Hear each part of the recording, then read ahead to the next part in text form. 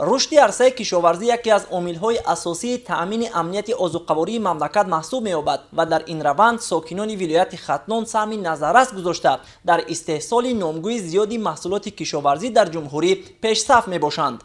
این نکته را به خوبی درک کرده ساکنان ولایت برابر با ثمر استفاده کردن میدان‌های وسیع کارم، اینچنین بابت از خود کردن زمین‌های بیکار خوابیده و از گردش دور مانده چاره‌جویی کرده برای هرچی بیشتر استحصال کردن محصولات گوناگون تلاش می‌نمایند، زیرا امکان صاحب زمین گردیدن و صادقانه گنج آفریدن را برای کشاورزان مملکت صاحب استقلالی جمهوری فراهم آورد. مخصوصاً تاکیدهای پیوسته پیشوای ملت و قبول برنامه‌های نوبنوی ساحه عامل رشد ساحه کشاورزی در کشور گردید.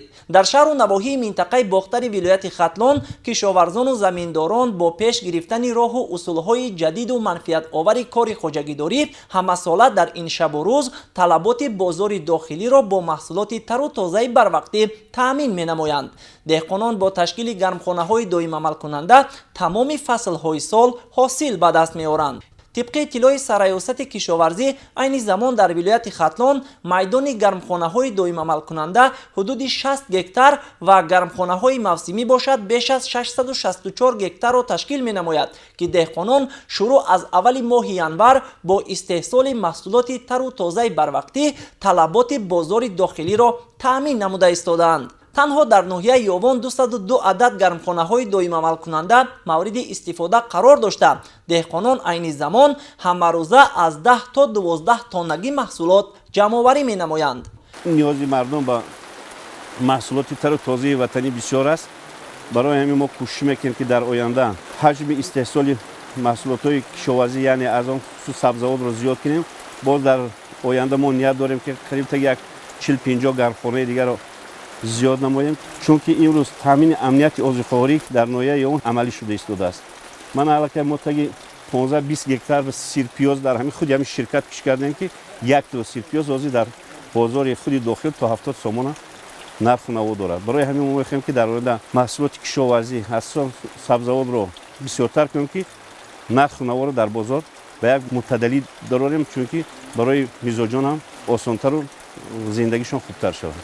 ساکنان ناحیه کوشانیان نیز در استفاده با ثمر گرمخانه‌ها تجربه بای داشته. با استحصال یک چند نامگوی محصولات بروقتی در مقیاس جمهوری موقع خاصه دارند. کشاورزان سال از سال با به دست آوردن فایده صاف و با نظرداشت طلبات بازار میدان گرمخانه‌ها و حجم استحصال محصولات را زیاد می‌نمایند. مقصد مرامی دهقان این سرمایه‌گذار به تامین امنیت اوضاع‌قواری می‌باشد که یکی از هدف‌های اساسی دولت به حساب می رود.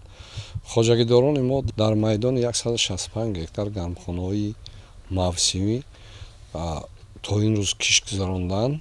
در گرمخانه‌های دائم عمل کننده باشد 4 گکتار 77 سوتیخ را تشکیل می‌دهد که پر محصولات آنها جمع‌آوری شده با در جای آنها دیگر نمود سبزیجات کش کرده شده است. طور از سرایوست کشاورزی ولایت ختلان اطلاع گرفتیم تا امروز تنها از داخل گرمخانه‌ها 335 تن از جمله 213 تن پمیدور، 35 تن بادرینگ و 89 تن دیگر نمود سبزیجات استحصال کرده شده است.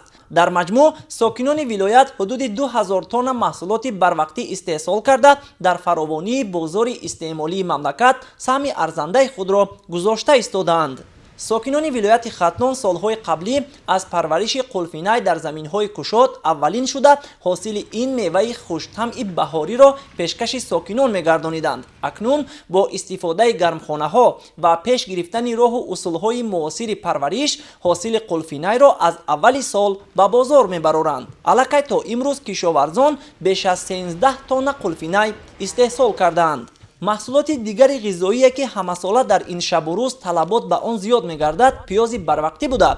برزگران ولایت ختلان در استحصال آن نقش اساسی دارند، بخصوص در ناحیه‌های جیهون، پنج، دوستی، قبادیان و شهریتوز و ناصر خسرو. وابسته به اقلیم دهقانان در سمت استحصال پیاز بروقتی تجربه و نشانداد بلندی مهنتی را صاحب می‌باشند. то имрӯз аллакай хоҷагиҳои пешқадами ноҳияҳои ҷайҳун ва панҷ ба ҷамъоварии пиёз шурӯъ карда беш аз 30 тонна маҳсулот ба даст оварданд ва ҳамин тавр рӯз аз рӯз бо оғоз гардидани ҷамъоварӣ дар дигар хоҷагиҳо ҳаҷми истеҳсоли пиёзи барвақтӣ дар вилояти Хатлон ба маротиб зиёд гардида баробари таъмини талаботи бозори ватанӣ ҳамчунин содироти он ба хориҷи кишвар низ ба роҳ монда мешавад. Ба иттилои масъулини сараёсати кишоварзӣ имсол дар шаҳру навоҳии вилояти Хатлон майдони кишти пиёз 10410 гектарро ташкил намуда ҳосили интизорӣ 361227 тоннаро дар бар мегирад ки ин ба ҳисоби миёна аз ҳар гектар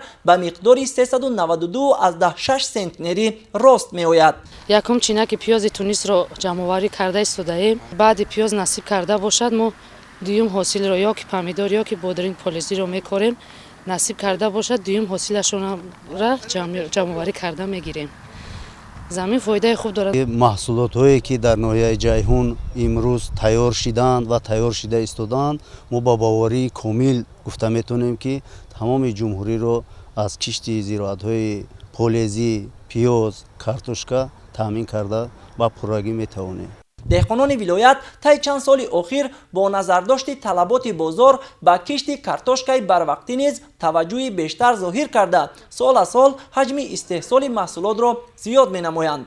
аллакай то имрӯз кишоварзон зиёда аз 15 тонна картошкаи барвақтӣ ҷамъоварӣ намуданд. қобили зикр аст ки шуғли асосии сокинони вилояти Хатлон кишоварзиву боғдорӣ буда онҳо дар парвариш ва истеҳсоли маҳсулоти хоҷагии қишлоқ таҷрибаи бой доранд. имрӯзҳо сокинон, кишоварзону хоҷагидорон баробари ҷамъоварии маҳсулоти тару тозаи барвақтӣ ҳамчунин кишту кори баҳориро низ вусъат мебахшанд. хоҷагидорони вилоят бахсус водии Зарнисори Вахш аз рӯи ҳаҷми истеҳсоли маҳсулоти кишоварзӣ ва таъмини бозори истеъмолии мамлакат саҳми бориз дошта.